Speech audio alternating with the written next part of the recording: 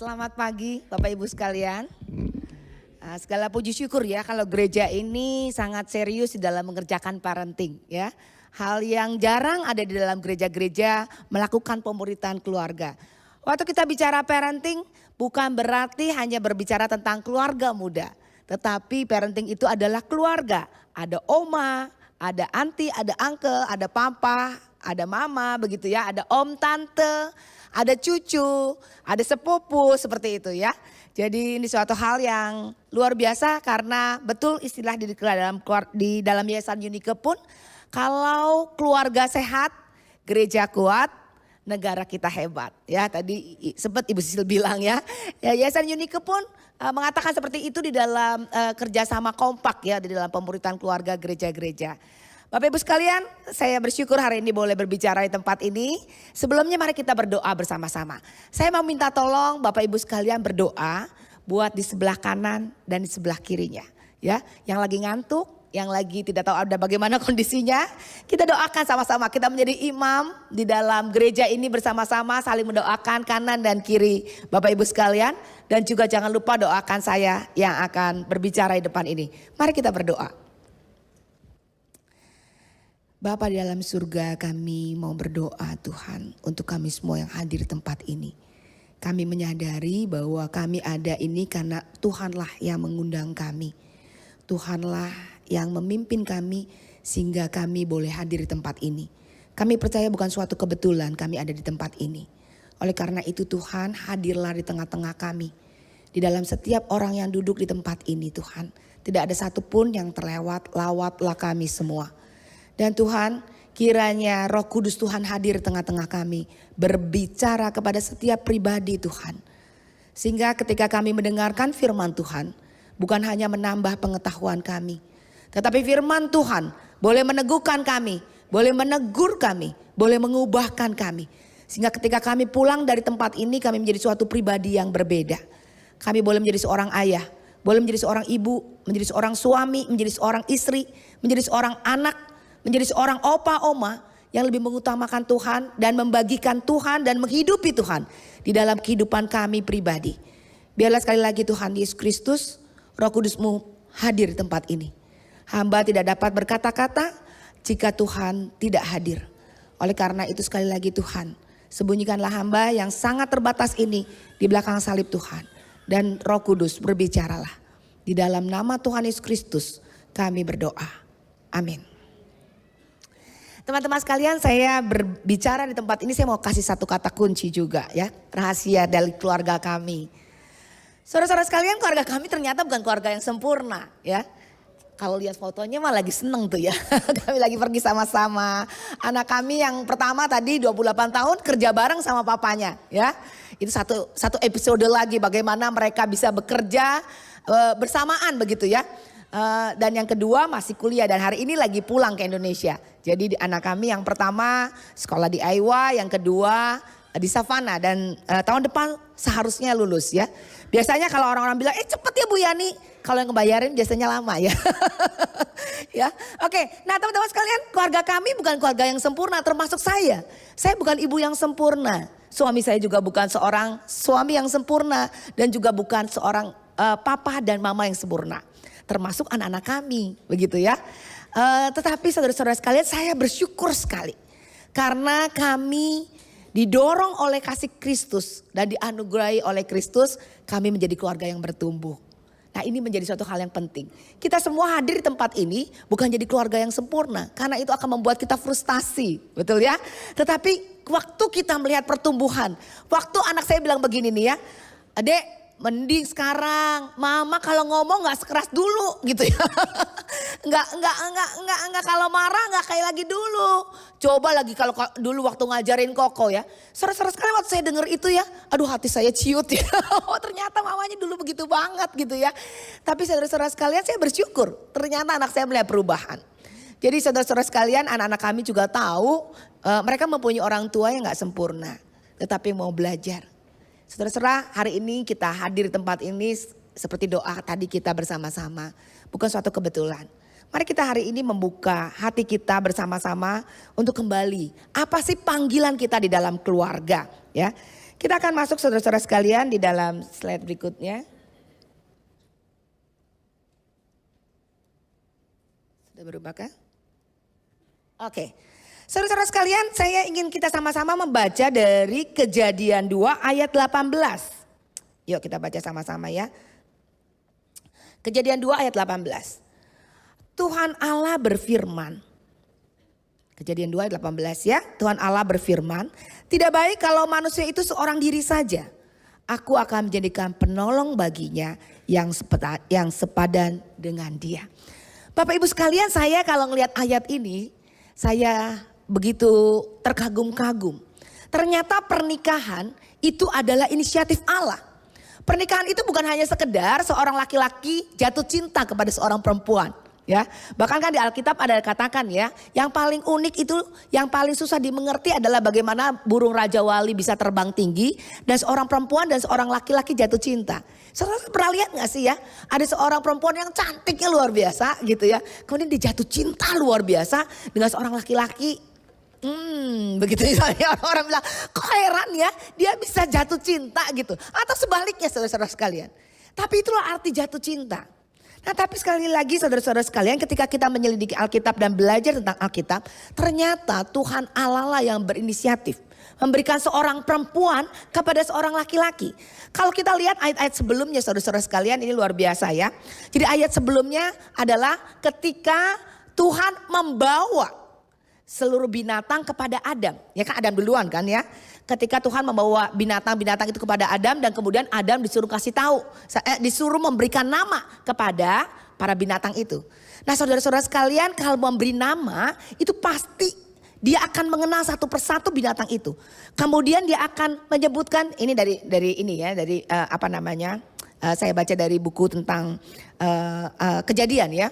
Jadi Adam itu akan melihat bagaimana gerakannya, bagaimana dia hidup, bagaimana cara makannya. Kemudian Adam memberikan nama, nggak sembarangan gitu ya. Kalau sekarang kan kalau kita kasih nama, ada juga di keluarga-keluarga ya punya kebiasaan pas melahirkan lagi zamannya sepak bola, namanya nama pemain sepak bola semua begitu ya. Nah saudara-saudara sekalian, Adam waktu memberi nama binatang-binatang itu, Adam dengan sungguh-sungguh meneliti binatang-binatang itu. Tapi kemudian Adam mengatakan, tidak ada yang seimbang. Tidak ada yang sama dengan dia gitu ya. Nah saudara-saudara sekalian, kemudian Tuhan berinisiatif. Ya, Tuhan berinisiatif waktu Adam tidur, dia memberikan seorang perempuan kepada Adam. Dia mengambil dari Adam, kemudian dibawanyalah perempuan itu kepada Adam. Lalu Adam berkata, inilah tulang dari tulangku. Ya, daging dari dagingku. Oleh karena itu dinamainya perempuan. Saudara-saudara sekalian lihatlah, ini bukan karena Adam tahu dia butuh, dia tahu ada kebutuhan, tapi dia nggak tahu apa itu gitu ya. Apa yang harus dicari, tapi dia udah lihat semua binatang-binatang nggak ada yang cocok saudara-saudara sekalian.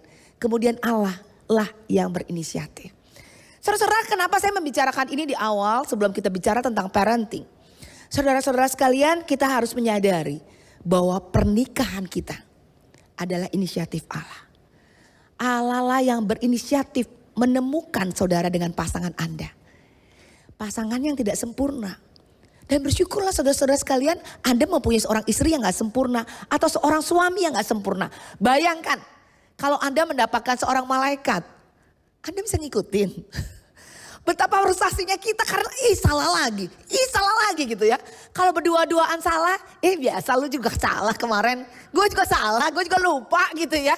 Saudara-saudara sekalian, sebetulnya kalau kita bisa melihat bahwa tadi ya, saya mendapatkan seorang suami yang gak sempurna. Bahkan ada kalimatnya begini ya, di dalam satu perjanjian pernikahan gitu. Saya menerima engkau sebagai perempuan bejat, karena saya juga seorang laki-laki bejat akan menerima engkau. Ya saudara-saudara sekalian, kadang-kadang waktu dia ngomong bejat gitu kita marah gitu. Tapi sesungguhnya itulah saudara-saudara sekalian, kita adalah dua-dua orang berdosa. Dua-dua orang yang gak sempurna. Tetapi kemudian atas inisiatif Allah, Allah membentuk kita menjadi suatu keluarga.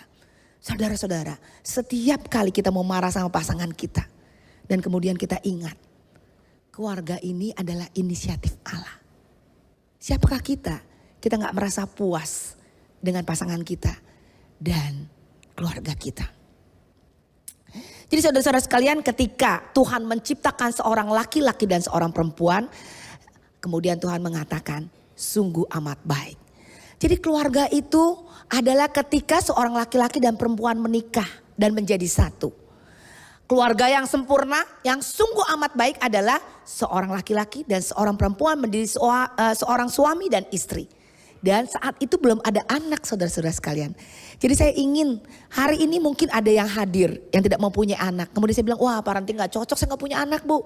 No, saudara-saudara sekalian sudah menjadi seorang suami dan istri yang sempurna ketika saudara menikah dan dipersatukan oleh Tuhan. Kemudian gimana Bu anak-anak? Anak-anak adalah lahir ketika Tuhan memberikan perintah kepada manusia. Ya, Tuhan mengatakan beranak cuculah. Supaya apa? Supaya menguasai bumi. Jadi anak-anak itu adalah pelebaran dari suatu keluarga. Saudara-saudara sekalian, biasanya ya saya ingat banget anak pertama saya kan laki-laki, anak kedua saya perempuan. Ya biasanya nenek-nenek, mak-mak itu bilang, wih hebat loh gitu ya. Bisa punya anak perempuan, lengkap laki dan perempuan. Tapi sungguh saudara-saudara saya juga gak tahu kenapa bisa jadi anak perempuan ya. Bikinnya sama aja begitu ya. Nah saudara-saudara sekalian, tapi itulah tadi ya. Kebanyakan orang-orang berpikir kalau belum punya anak laki-laki, kalau belum punya anak perempuan, gak sempurna keluarganya. Tapi kalau kita punya anak perempuan dan anak laki-laki, wah pas sempurna. Saudara-saudara sekalian, tapi Alkitab gak mengatakan begitu. Alkitab mengatakan, jika bapak dan ibu seorang laki-laki dan seorang perempuan bersatu, mengikat perjanjian untuk hidup sampai Tuhan, sampai maut memisahkan mereka. Itulah pernikahan yang sempurna. Keluarga yang sempurna. Anak-anak adalah perluasan dari keluarga. Nah saudara-saudara sekarang ketika kita berbicara soal keluarga, saya mau bertanya saudara-saudara sekalian. Apakah saudara-saudara pernah punya mimpi ya di dalam Anda membentuk suatu keluarga Kristen? Ya tadi saya sudah mengatakan bahwa keluarga adalah inisiatif Allah. Berarti Allah lah yang memanggil Anda untuk berkeluarga. Jika saudara-saudara sekalian ada yang di sini yang hadir tidak berkeluarga, tidak apa-apa. Karena mungkin saja Allah memanggil Anda untuk hidup single, gitu ya. Tetapi jika saudara-saudara tentunya ketika Anda ada single pun Anda punya keluarga kan, punya papa mama. Anda nggak kayak Mr. Bean tiba-tiba jatuh gitu dari atas ya. Anda pasti punya keluarga, ya. Nah oleh karena itu saudara-saudara sekalian, Anda pernah punya mimpi nggak di dalam membentuk arti keluarga Anda? Apakah Anda cuma punya mimpi, saya mimpi akan jalan-jalan ke Eropa Bu, gitu ya. Saya punya mimpi anak-anak saya gelarnya semuanya jangan 1 Bu, 3 lah gitu ya. Karena saya dari keluarga berpendidikan. Saya punya mimpi anak-anak saya semua jadi bos Bu. Atau karena saya berwira swasta, saya ingin anak-anak saya kemudian meneruskan usaha saya. Nah saudara-saudara, kalau Allah berinisiatif membentuk sebuah keluarga, sesungguhnya apa sih mimpi saudara?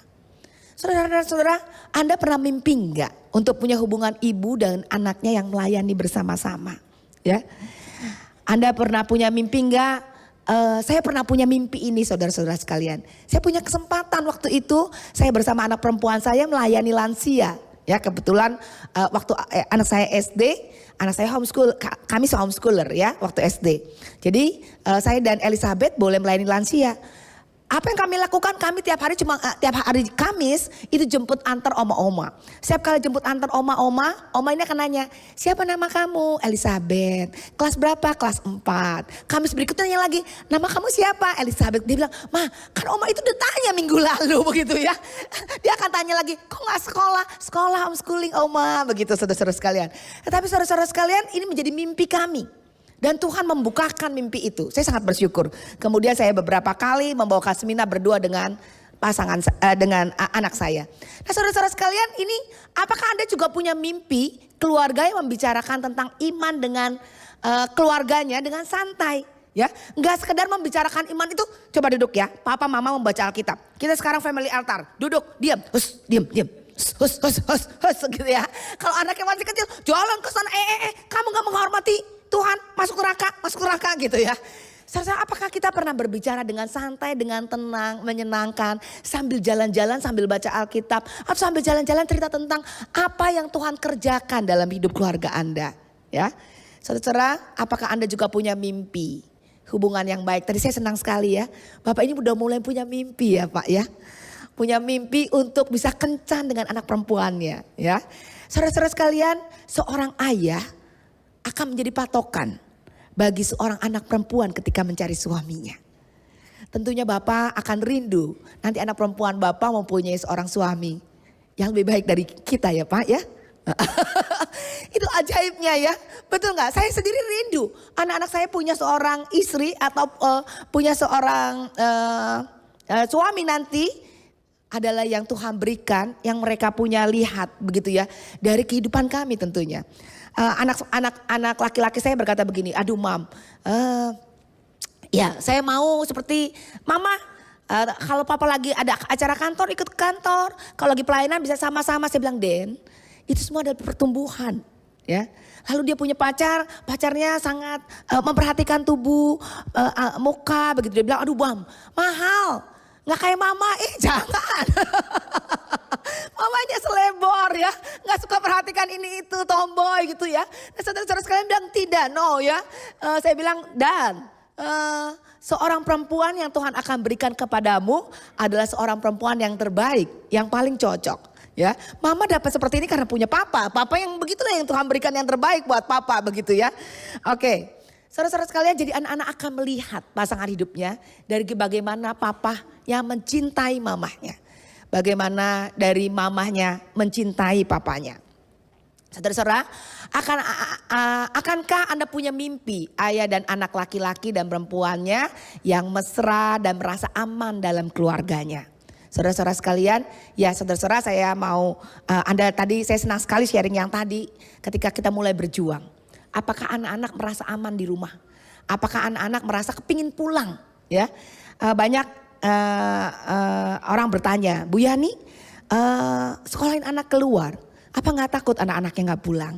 Takut saudara. Jawaban jujurnya takut. Ya, tetapi sekali lagi saudara-saudara sekalian, kalau anak-anak boleh pulang dan mengingat akan rumahnya, akan sarangnya begitu saudara-saudara sekalian, itu adalah anugerah begitu saudara-saudara sekalian. Tetapi tentunya setiap anak-anak mempunyai suatu rancangan tersendiri yang Tuhan sediakan. Tetapi ketika Daniel pulang dan dia mengatakan, Mam, aku mau pulang ke Indonesia karena aku dengan jelas Tuhan panggil untuk melayani di Indonesia. Puji Tuhan. Tinggal satu lagi Elis. Saya nggak tahu tuh teman-teman sekalian. Tetapi saya sangat bersyukur ketika anak-anak mau pulang ke rumah, berbicara kepada mama papanya dan kembali tadi ya. Dia tahu papa mamanya nggak sempurna tapi bertumbuh bersama-sama. Saudara, apakah Anda punya mimpi? Ya, papa mama yang mau tadi ya menumpangkan tangan kepada anak-anaknya saudara-saudara sekalian. Sudah berapa lama Anda ya tidak menumpangkan tangan berdoa buat anak-anak Anda? Karena kesibukan kita. Sekarang ini dunia begitu sibuk ya saudara-saudara sekalian ya. Kadang-kadang begitu kita terburu-buru. Nah, saudara-saudara, apakah kita punya mimpi? Kita punya kesempatan untuk terus berdoa dan menumpangkan tangan kepada anak kita. Saudara-saudara sekalian, apakah kita punya mimpi untuk menjadi sahabat, mentor bagi anak-anakku sampai dia bertumbuh besar? Saudara-saudara sekalian tadi ya dikatakan kita nggak pernah pensiun ya jadi orang tua. Kita adalah orang tua yang harus punya komitmen jangka panjang. Ketika kita menikah, saudara-saudara sekalian, kita perlu punya komitmen jangka panjang. Karena tadi betul, orang tua itu nggak pernah pensiun dan nggak pernah cuti, saudara-saudara sekalian. Dia ada dan stay. Mama saya selalu bertanya, Yan, kamu sehat? Kamu mau dikirimin masakan mama apa? Mama saya di Cirebon, saya orang Cirebon ya. Kadang-kadang mama saya kirim orek, kamu orek tuh apa ya? Tempe ya, digoreng begitu saja begitu ya. Digoreng, sudah kirim ke Jakarta, kesukaan suami saya sebetulnya. Ongkos kirimnya sama oreknya mahalan ongkos kirimnya ya, begitu ya. Tapi ketika nyampe, saya suka bilang sama mbak saya, Mbak maaf ya, saya nggak bagi orek ini karena ini harta karun kami, begitu ya. Itulah kasih sayang seorang ibu, saudara-saudara sekalian. Ya, saudara-saudara sekalian tadi ya, masakan mama itu yang paling enak. Ya, saya rasa mungkin teman-teman mempunyai pengalaman juga tentang hal ini. Kemudian saudara-saudara sekalian, apakah saudara-saudara punya mimpi tadi ya, anak-anak mempunyai wadah pelayanan bersama-sama, ya, punya komunitas anak-anak yang sehat yang melayani bersama-sama. Apakah Anda juga punya mimpi untuk bisa bekerja sama dengan teman-temannya, teman-teman anak kita, orang tua teman-temannya yang sama-sama mencintai Tuhan, pergi bareng-bareng, bukan cuma pergi misi anak-anak remaja. Atau pergi misi hanya orang tua, saudara-saudara sekalian. Anda pernah mimpi gak pergi misi bersama-sama dengan anak-anak Anda? Bersama dengan keluarga sahabat-sahabat Anda. Saudara, itu indah sekali. Kan anak-anak akan belajar. Bukan hanya dari orang tuanya, tetapi juga dari keluarga-keluarga lain, orang dewasa lain. Dia akan lihat dengan jelas apa yang dikatakan oleh mamahnya dan papahnya di rumah, sama gak sama yang di luar. Ya, saya senang banget bahwa anak-anak itu ikut ceramah saya, saudara-saudara sekalian. Supaya dia dengar papa mamanya ngomong apa. Dan itulah rapot saya, saudara-saudara ya. Jangan sampai dia bilang lah mama muna gitu ya. Cuma ngomong aja di depan pinter ya. Oleh karena itu setiap kali kami pulang, terus kami bilang, oke, mama sama papa hairnya apa gitu ya. Jadi anak-anak saya punya istilah tuh ya. Oh iya, mam. Itu ya mam ya, om itu kalau misalnya ngomongnya kayak gini berarti dia belum melakukan mandat ayah katanya gitu ya. Saudara-saudara sekalian ada istilah-istilah yang kami juga perjuangkan. Jadi saudara-saudara sekalian marilah kita hidup apa adanya. Karena dengan hidup apa adanya itu membuat anak-anak tadi menyadari papa mamanya gak sempurna, bukan malaikat yang membuat mereka juga mau berjuang bersama-sama. Dan saudara-saudara sekalian, apakah kita punya mimpi? Bisakah aku melihat keberhasilan demi keberhasilan anak-anakku sampai mereka menemukan panggilan Tuhan di dalam hidupnya? Dan saudara-saudara sekalian, apakah kita punya mimpi melihat keluarga Kristen yang saling mengasihi dan bertumbuh? Saudara-saudara, saya punya seorang sahabat, ini keluarganya, sudah punya mantu, sudah punya cucu, dan mereka melayani bersama-sama dalam satu gereja dan dalam satu yayasan kami. Ya, saudara-saudara sekalian, apakah itu semua sekedar mimpi keluarga yang terlalu ideal untuk Anda? Atau Anda gak punya mimpi sama sekali? Menikah adalah suatu urutan hidup alami.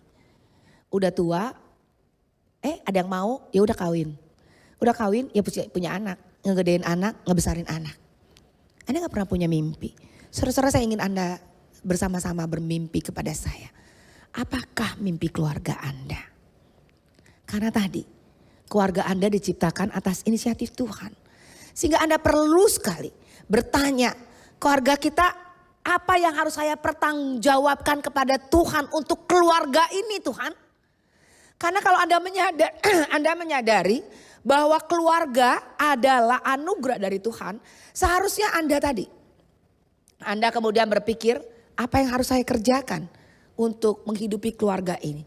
Dan saudara-saudara sekalian, peran utamanya adalah Anda sebagai orang tuanya. Dan ketika saudara-saudara sekalian, Anda yang mungkin belum menikah, saudara-saudara Anda mungkin juga berpikir apa bagian saya menjadi seorang anak. Saudara-saudara sekalian, hal yang bagi penting dalam suatu panggilan ini saudara-saudara. Sorry ya, saya akan baca dari contekan saya. Saudara-saudara sekalian, anak-anak dilahirkan di tengah-tengah orang dewasa untuk diasuh dan dibesarkan menurut jalan yang patut baginya. Ini ada Amsal 22 ayat 6. Didiklah orang muda menurut jalannya supaya pada saat tuanya dia tidak ke kanan dan tidak ke kiri. Saudara-saudara sekalian, ini begitu penting saudara-saudara sekalian. Anda mempunyai tanggung jawab itu. Bukan sekolah minggu saudara-saudara. Bukan gereja. Mengapa? Karena anak itu lahir di tengah-tengah orang dewasa yaitu papa mamanya. Dan Andalah orang yang diberikan Tuhan untuk mempertanggungjawabkan itu saudara-saudara sekalian. Saudara-saudara sekalian, anak-anak adalah tentunya tadi karena ini adalah inisiatif Allah, anak-anak adalah milik Tuhan. Ya, Anda boleh nanti lihat di Mazmur 127 ayat 3. Tuhan membentuk anak-anak ini sejak di dalam kandungan ibu. Saudara-saudara sekalian, Tuhan memberikan hak asuh kepada kita orang tua. Oleh karena itu kita menjadi wakil Tuhan. Saudara-saudara sekalian, kalau kita wakil itu berarti ada kantor pusat ya. Ada kantor pusat, kita wakilnya doang. Apa yang harus dilakukan oleh kantor perwakilan? Kita harus sesuai dengan peraturannya kantor pusat.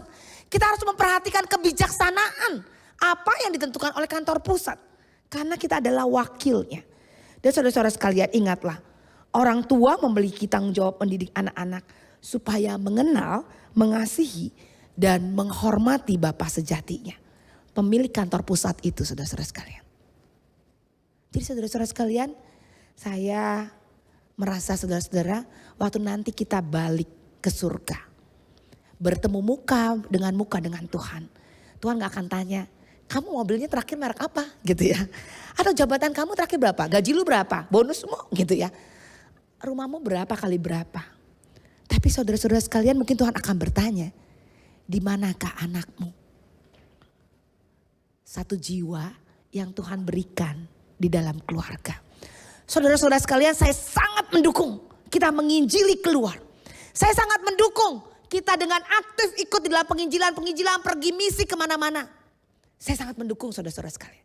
Tetapi pertanyaan saya adalah, apakah saudara pernah menceritakan Tuhan Yesus pernah mengadakan KKR di rumah saudara? Pernah menantang anak-anak saudara? Sudahkah kamu menerima Tuhan Yesus Kristus sebagai Tuhan dan Juru Selamat?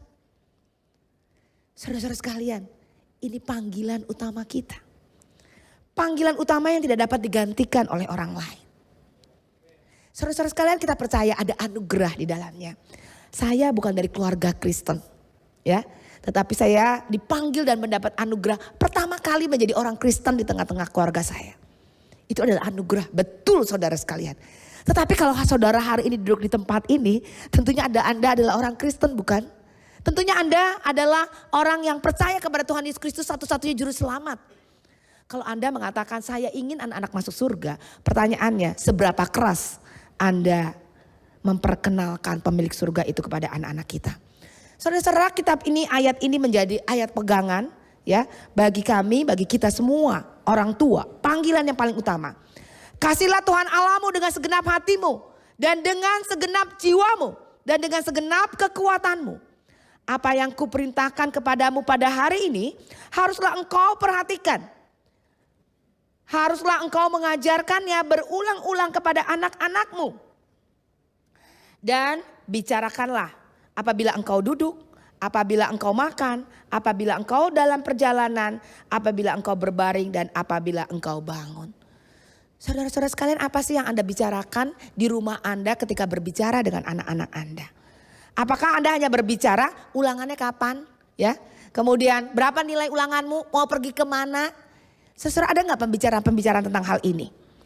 Saudara-saudara sekalian, membesarkan anak-anak itu dimulai dengan pembentukan hatinya. Ya, saya sangat berharap saudara-saudara tadi ketika kita menyanyi memuji Tuhan, kita mengatakan Allah nomor satu di dalam kehidupan kita. Hati kita pun mengatakan seperti itu saudara-saudara sekalian. Bukan hanya mulut kita, tetapi kita sungguh-sungguh ketika anak-anak mengenal Allah. Saudara-saudara sekalian, hati mereka pun memuji dan mengutamakan Allah. Sehingga saudara-saudara sekalian, bukan hanya anak-anak hafal ayat hafalan, bukan anak-anak hanya tahu ayat cerita Alkitab, tapi anak-anak memberikan hatinya kepada Allah, saudara-saudara sekalian. Sehingga penting sekali anak-anak kita membentuk hati anak-anak. Bukan hanya sekedar membentuk perilaku. Kemudian saudara-saudara sekalian, membentuk hati perlu adanya relasi. Nah inilah saudara-saudara sekalian, ada koneksi hati. Bagaimana mungkin kita mau membentuk hati anak-anak, mau berbicara kepada anak-anak, kita jarang ketemu sama anak-anak. Kita kayak om dan tante di rumah, ya ketemu kalau malam aja, kayak lagi ngekos kan kita sering kali ya. Dan hai, udah kerjain PR-nya, udah besok ulangan apa, kita juga lupa sebentar lagi. Oke, good night, I love you, good night, good night. Kita masuk ke kamar masing-masing, kita punya TV di rumah masing-masing. Saudara sekalian, kita tidak bisa melakukan ini tanpa kita punya koneksi hati. Dan saudara-saudara sekalian, membentuk hati anak-anak adalah proses, bukan peristiwa. Artinya kalau proses itu saudara-saudara sekalian, kita perlu waktu untuk mengerjakannya. Saudara-saudara sekalian, di dalam membentuk hati tentunya, dalam bentuk relasi hati perlu ada yang dibangun di dalam keluarga. Karena tadi ya, kembali tadi. Relasi yang perlu dibangun adalah relasi kita dengan Tuhan. Relasi kita dengan suami istri, relasi kita dengan anak-anak. Saudara-saudara sekalian, seberapa jauh, seberapa besar Anda mengenal Tuhan. Seberapa itu pula Anda akan mengenal diri Anda. Saudara-saudara, seringkali kita merasa mengenal Tuhan. Kita lupa, kita gak kenal siapa kita. Jadi saudara-saudara, penting sekali kita mengenal siapa Tuhan kita. Karena kalau Anda kenal Tuhan kita, kalau Anda kenal Tuhan Anda, pasti Anda tahu diri. Saudara, kalau tahu diri itu ya, menempatkan Tuhan sebagai Raja. Menempatkan Tuhan untuk segalanya tujuan hidup Anda. Atau saudara-saudara sekalian, kalau tadi Anda merasa mengenal Tuhan, tetapi Anda tidak mengenal diri Anda. Anda lupa bahwa kita adalah orang berdosa. yang membutuhkan Tuhan. Sehingga ketika kita tahu siapa sesungguhnya Tuhan kita pasti menyerahkan, menaruh segala keinginan kita di bawah kaki Tuhan, mengutamakan Tuhan dalam kehidupan kita. Saudara-saudara sekalian, relasi dengan Tuhan akan menjadi dasar bagi relasi hati di dalam peran saudara sebagai seorang suami, sebagai seorang istri, sebagai seorang ayah. Dan melalui relasi dengan Tuhan memampukan kita untuk bertumbuh di dalam relasi hati yang lainnya. Saudara-saudara sekalian, membangun relasi dengan manusia yang berdosa itu gak gampang. Tapi ketika kita menyadari relasi kita dengan Tuhan, itulah yang menolong kita dan memampukan kita untuk mengerjakan tugas kita. Saudara-saudara sekalian, relasi dengan suami istri menggambarkan hubungan Kristus dengan jemaatnya. Ya, saudara-saudara, ketika saudara menikah, ada satu rahasia besar dalam Efesus 5. Dikatakan hubungan suami istri itu adalah hubungan Kristus dengan jemaatnya. Sehingga sungguh-sungguh saudara-saudara, ketika Anda menikah dan mengatakan mau mengasihi suami Anda atau istri Anda harus ingat, seorang suami harus memimpin dan harus mengasihi istrinya seperti mengasihi dirinya sendiri. Dan seorang istri harus tunduk kepada suaminya. Bukan suaminya yang kaya, bukan suami yang punya tinggi jabatan. Tetapi itulah firman Tuhan. Tunduk kepada suaminya seperti jemaat kepada Tuhan. Saudara-saudara sekalian, hubungan suami istri adalah menjadi tiang di dalam keluarga. Jika Anda goyah, keluarga Anda akan hancur. Kadang-kadang kita berpikir, Bu udah gak tahan lagi. Bercerai itu adalah salah satu jawaban saya untuk saya menemukan kebahagiaan. Memang saudara-saudara sekalian, kalau Anda menikah untuk mencari kebahagiaan, Anda keliru, Anda akan kecewa. Tapi ketika Anda menikah, Anda ingin membahagiakan pasangan Anda akan menemukan kebahagiaan itu. Saudara-saudara sekalian, relasi adalah suami istri adalah menjadi wadah pertumbuhan ya bagi setiap individu. Besi menajamkan besi dan manusia menajamkan sesamanya. Jadi kalau kita bilang begini nih ya, saya sejak menikah konsisten, gak pernah berubah. Saudara-saudara hati-hati, jangan-jangan Anda gak pernah bertumbuh. Karena pernikahan itu seharusnya membuat Anda bertumbuh, saudara-saudara. Ingat itu, ya, ingat itu. Saudara-saudara sekalian, kemudian saudara-saudara, oleh karena itu relasi orang tua dengan anak juga harus jadi begitu penting. Karena orang tua sebagai wakil Allah, Anda dipinjemin sama anak, sama Tuhan ya. Dan nanti ada waktunya Tuhan mengambil. Anda juga adalah sebagai imam dan gembala bagi anak-anak. Saya tidak punya waktu untuk membahas ini. Tapi saudara-saudara sekalian, tadi saudara-saudara, waktu kita mau membangun relasi itu membutuhkan waktu. Kadang-kadang waktu kita bertanya, kalau gitu kalau membangun relasi perlu waktu yang berkualitas atau waktu yang berkuantitas? Ya, berkualitas. Oke, berkualitas. Saudara-saudara, bagaimana mungkin kita punya waktu yang berkualitas ketika kita jarang ketemu? Ya, saya juga dulu berkata seperti Bapak. Yang penting ya, walaupun sedikit kita kumpul, kita family antar, cepetan, pokoknya berkualitas begitu ya. Ya, terus papanya nggak kenal, mamanya nggak kenal, kita nggak pernah tahu pergumulan anak kita apa. Kita nggak pernah dengar waktu mamanya bilang, istrinya bilang, Pak kita mesti bicara. Tenang, saya akan berikan waktu kamu setengah jam. Nanti kita bicara ya. Udah jangan ngomongin orang lain. Ngomongin aja apa masalah kamu begitu ya. Waktu yang berkualitas saudara. Waktunya diisi dengan penuh. Saudara ternyata waktu membangun relasi. Kita nggak bisa hanya waktu yang berkualitas. Kita perlu kuantitas waktu. Kadang-kadang apalagi anak-anak remaja. Ya, kita nggak bisa terus mengajarkan. Kadang-kadang kita benar-benar saudara-saudara cuma goleran-goleran di kamarnya. Dia main gitar, kita nggak ngomong apa-apa. Tapi dari situ kita menemukan pintu untuk masuk berbicara dengan anak kita. Saudara, saya ingin memutarkan satu video ini ya. ผมอยากมีเวลามากกว่านี้เวลาที่จะบอกลูกผมว่าผมรักเขามากที่สุดในโลก ลุกขึ้นมาลุกเจ็บนิดเดียวเราลูกผู้ชายน่ะอยากใช้เวลาเข้าใจเขามากกว่านี้โอ้โหฉันเห็นแกไปมั่วสุมกับดนตรีอ่ะนั่นแหละบ้านเพื่อนอยากฟังในสิ่งที่เขาอยากพูดแน่แล้วใช่ไหมออกไปอยากคุย อยากฟังเพลงของเขาอยากขอโทษ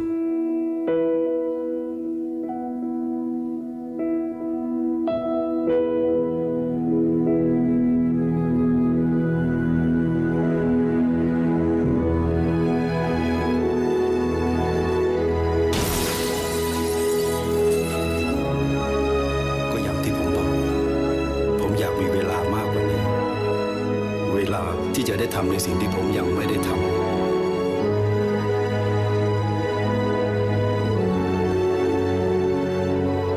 เวลาที่จะรักและดูแลเขามากกว่านี้ ไทยประกันชีวิต Ini iklan ya saudara-saudara ya. Tapi kalau ini sangat menyentuh saya. Saudara-saudara, kita gak pernah tahu waktunya berapa lama kita bisa bersama-sama dengan anak kita. Yang pasti saudara-saudara sekalian, Anda tahu bahwa saat ini kita punya kesempatan untuk bersama-sama dengan anak kita. Saudara-saudara sekalian, sadarilah identitas dan waktu yang terbatas Anda. Kalau Anda menyadari itu, Anda tentunya akan memberikan prioritas kepada anak-anak Anda. Anda akan memberikan prioritas kepada keluarga Anda. Karena ada masanya Anda tidak punya kesempatan lagi. Dan saudara-saudara, marilah di dalam kita mempunyai waktu itu untuk mengkoneksikan hati kita. Marilah kita melakukan percakapan iman. Karena itulah dasar dan tujuan kita membentuk keluarga. Saudara-saudara, apa sih percakapan iman itu saudara-saudara sekalian? Percakapan iman adalah apa yang kita hadapi, apa yang kita hidupi. Fetok gitu ya, komunikasi dua arah saudara-saudara sekalian. Timbal balik yang dilakukan dengan santai, dilakukan dengan konsisten, yang menjadi kebiasaan di dalam gaya hidup keluarga Anda. Apa aja sih yang dibicarakan? Tentang bagaimana Anda menghidupi firman. Bagaimana firman itu hidup di dalam keluarga Anda. Saudara-saudara sekalian, saya suatu hari bilang begini sama anak saya ya. Waktu anak-anak kecil sering kali ya. Saya senang sekali bikin bayam saudara-saudara sekalian ya. Bayam merah gitu ya, bayam merah. Saya senang sekali bikin bayam merah karena bayam itu enggak pakai minyak begitu. Dan waktu saya bikin bayam merah, saudara-saudara tahu ya bayam itu, bayam merah itu waktu direbus, airnya akan jadi merah. Tapi bayamnya akan jadi hijau. Saya suka pakai jagung kuning saudara-saudara sekalian. Jadi waktu aduk-aduk, waktu saya menuangkan ke mangkok-mangkok anak-anak saya waktu masih kecil-kecil. Saya cerita begini, lihat deh air bayam ini warnanya merah. Jadi ingat ya, Tuhan Yesus itu melalui darah yang merah, dia itu menyelamatkan kita loh. Oh iya ya, merah ya kayak darah Kristus gitu ya. Lalu saya juga bilang iya. Tapi kita itu masih ada di dunia. Tuh lihat deh bayamnya warnanya hijau. Kita masih perlu bertumbuh gitu ya. Masih perlu bertumbuh. Makanya kita mesti ketika punya kesempatan hidup bertumbuh hijau begitu ya. Dan tentunya kalau kita bertumbuh suatu hari kelak ketika kita bertemu dengan muka dengan Tuhan. Tuhan akan bilang, hai hambaku yang setia, mari masuklah. Warna kuningnya warna surga. Jadi anak-anak setiap kali makan bayam ingat, mam darah Kristus ya gitu ya. Saudara-saudara sekalian, ketika membicarakan tentang iman itu gak hanya sekedar duduk baca Alkitab. Tapi Anda bisa menceritakan. Saya suatu kali cerita begini sama anak saya. Aduh mama hari ini gagal. Mama kesel banget. Tadi itu mama lagi parkir ya. Mama lagi parkir. Mama cari tukang parkir. Gak ada. Waduh setengah mati masuk ke tempat yang sangat sempit. Tapi begitu mama mau keluar, saudara apa yang terjadi? Tukang parkir ada gitu kan ya. Prit, aduh gemes banget. Mama kesel banget gitu ya. Mama kesel banget kasih 5.000 itu ke tukang parkir. Tapi waktu mama jalan, mama jadi ingat. Ya ampun mama. Mama bilang, ayo nabung buat misi. Yuk kita nabung buat beasiswain orang. 5.000 mama marah-marah. Mama gagal hari ini. 5.000 saudara-saudara sekalian. Lalu saya cerita sama anak saya ketawa terpingkal-pingkal. Mama pelit? Iya ya mama pelit banget ya. 5.000 bikin ribut. Jadi belajar tentang hal itu. Saudara itu tadi pembelajaran. Kadang-kadang tadi tentang hal iman. Bagaimana mungkin kita memperhatikan orang luar. Kita bilang mau nabung, kita mau bilang mengasihi Tuhan. Urusan 5.000 kita berantem. Sama tukang parkir yang emang kerjaannya ngambil uang 5.000 saudara-saudara. Ya. Nah saudara-saudara sekalian itulah tadi. Ya, anak-anak belajar bagaimana saya juga kemudian bersyukur karena ternyata Tuhan mengingatkan mama dalam hal yang seperti itu. Nah saudara-saudara, apakah pembicaraan kita di rumah? Apakah kita pernah berbicara kepada anak-anak kita ketika Tuhan menolong kita untuk hal-hal yang sederhana? Saudara-saudara sekalian, tadi saya ingin memberikan ide kepada saudara-saudara sekalian tentang apa sih untuk membangun relasi koneksi hati dengan pasangan. Saudara-saudara, pergilah olahraga bareng-bareng ya. Saya setiap pagi jalan kaki dengan suami saya. Saya ngobrol di perjalanan ya. Kemudian carilah saudara-saudara pelayanan yang bersama-sama. Cari, pasti ada. Ya, jadi jangan sangat baik. Ayah punya paduan suara, istri punya paduan suara, vokal grup. Tetapi kalau ada kesempatan pergi bersama-sama, itu sangat menolong kita. Karena saling mengingatkan, mau pelayanan lu lagi nyebelin. Udah deh kita berdoa deh, damai dulu begitu ya saudara-saudara ya. Wah saya sering sekali pada ini lagi kesel. Ingat mau pelayanan, ayo kita berdoa sama-sama ya. Kalau enggak kita gimana kita punya kuasa untuk membicarakan ini gitu ya. Saudara-saudara sekalian, kemudian saudara-saudara hadirlah di pekerjaan pasangan saudara. Tentunya saudara kalau lagi kerja jangan terus ke kantor. Gue mau cari suami gue, jangan ya, dimarahin. Tapi saudara kalau ada acara gitu ya, kita diundang, datang saudara, datang. Karena itu suatu penghargaan. Ya, kemudian kita bisa adakan secara khusus breakfast dan dinner sama-sama seperti kencan dulu saudara-saudara sekalian. Nah saudara-saudara sekalian, di dalam pembinaan anak kita perlu ada perkembangan. Yaitu ketika kita mengasihi anak-anak kita di dalam usianya ada otoritas menjadi pengaruh. Saudara-saudara, waktu anak-anak kecil kita bisa berbicara kepada anak-anak kita. Tetapi waktu anak-anak mulai besar dia butuh melihat apa yang dikerjakan oleh kita. Dan saudara-saudara sekalian, ketika mereka makin besar, dia bukan hanya melihat, dia mendengarkan apa yang kita ngomong, dia melihat dan dia meniru tingkah laku kita. Sehingga kita perlu punya pengaruh, bukan jadi orang tua yang omdo. Saudara-saudara sekalian, oleh karena itu saudara-saudara sekalian, mari kita ya membangun koneksi hati dengan anak-anak kita. Ini suatu ide membangun koneksi hati untuk ayah-ayah bermain dengan anak-anak perempuannya. Share nilai-nilai tertentu. Untuk ibu-ibu saudara-saudara sekalian bikin kue bareng, pelayanan lansia sama-sama. Les musik sama-sama, saya gak bisa musik. Sampai saya ikutan les musik, dia lebih pintar, saya tetap aja gak bisa saudara-saudara ya. Tapi hal itu menyemangati. Saudara-saudara sekalian, keluarga adalah seperti bola kaca. Pekerjaan Anda adalah seperti bola basket. Semakin Anda melemparkannya, dia akan semakin memantul, makin kencang. Tetapi saudara-saudara sekalian, keluarga Anda itu bola kaca. Ketika Anda melemparnya, bola kaca itu akan pecah. Bola itu tidak akan kembali kepada Anda. Oleh karena itu saudara-saudara sekalian, rawatlah, genggamlah. Jangan biarkan bola basket pekerjaan Anda itu memberikan kesempatan Anda melemparkan bola kaca itu. Karena ketika Anda mulai bekerja dengan lebih giat, ada tantangan dan kesempatan yang makin besar. Tetapi ketika Anda melepaskan bola kaca itu, kesempatan Anda akan hilang dan waktunya akan habis. Saudara-saudara sekalian, kita memang adalah manusia yang berdosa. Tapi kita bersyukur, kita punya Allah yang mati buat kita. Kita sudah mendapatkan kasih itu terlebih dahulu. Allah sudah membuka dan menolong kita untuk kita berelasi dengannya.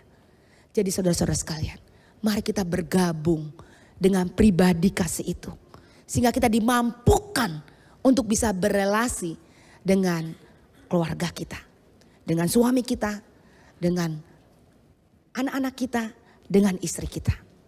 Hanya karena ada kasih yang ajaib. Kasih dari Golgota. Saya ingin mengundang kita semua bangkit berdiri. Kita mau menyanyikan lagu Kasih yang Ajaib, Kasih dari Golgota.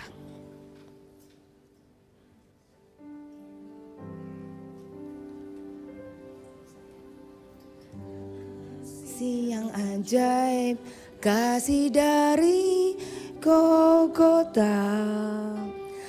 Kasih yang ajaib membawa Tuhan dari surga. Walaupun ku pernah jadi seterumu, namun kau cari ku kembali. Tak mungkin ku lupa kasih-Mu nan indah. mau masuk kasih Allah. Saudara-saudara sekalian, hanya musik saja. Saya ingin jika saudara hadir dengan pasangan Anda, mari peluk, gandenglah pasangan Anda. Suami-suami, maukah Anda berdoa, mengucap syukur untuk seorang istri yang diberikan Tuhan untuk dipimpin masuk ke dalam rancangan Tuhan. Suami-suami, bersyukurlah untuk anak-anak yang Tuhan sudah berikan. Silakan Anda berdoa di telinga istrinya dan istri mendukung doa.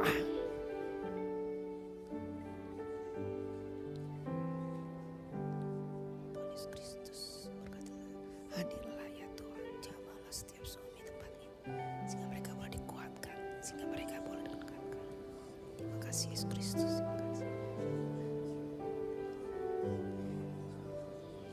Istri-istri, mari kita berdoa di telinga suami.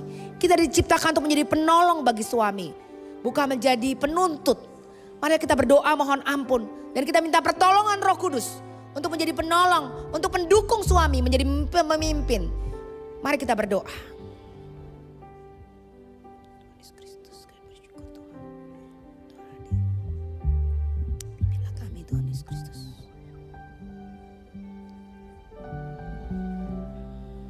Tuhan Yesus Kristus, pimpinlah kami, kuatkanlah kami.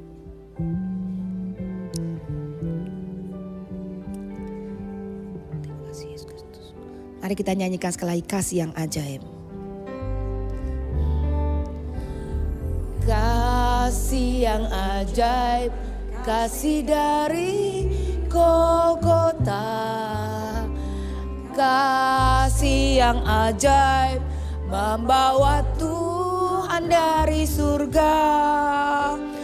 Walaupun ku pernah jadi seterumu, namun kau cari ku kembali. Tak mungkin ku lupa kasih-Mu yang indah. Ku mau masyurkan kasih Allah. Bapa di dalam surga, kasih yang ajaib inilah yang sudah kami terima. Kasih dari surga, kasih yang membuat kami, memampukan kami untuk mengasihi orang-orang yang Tuhan berikan di dalam kehidupan kami. Bapa di dalam surga, kami menyadari kami adalah orang yang berdosa. Kami adalah orang yang tidak sempurna. Dan ketika kami mempunyai seorang suami, mempunyai seorang istri yang sama-sama bejatnya dengan kami butuh anugerah daripada Tuhan untuk mengampuni, untuk memberikan kasih, menerima pengampunan, menerima kasih dari pasangan hidup kami Tuhan. Dan Tuhan Bapa kami di dalam surga, ketika kami menyadari kami adalah orang tua, menjadi wakil Tuhan, menjadi titipan Tuhan untuk mendidik anak-anak kami Tuhan. Tuhan berikanlah hati yang takut akan Tuhan, sehingga kami dengan sungguh-sungguh bertanggung jawab membesarkan anak-anak kami, mengenal Tuhan, mempersiapkan mereka, memegang tangan Tuhan sendiri. Seperti kami hari ini memegang tangan Tuhan, sehingga kami mampu menjadi orang tua yang membuat anak-anak memuliakan nama Tuhan. Dan biarlah Tuhan melalui kehidupan kami, anak-anak boleh belajar mengenal Tuhan. Bapa di dalam surga, inilah kami, orang yang berdosa, yang membutuhkan anugerah dan kasih yang sempurna dari Golgota. Di dalam nama Tuhan Yesus Kristus, kita semua mengatakan amin.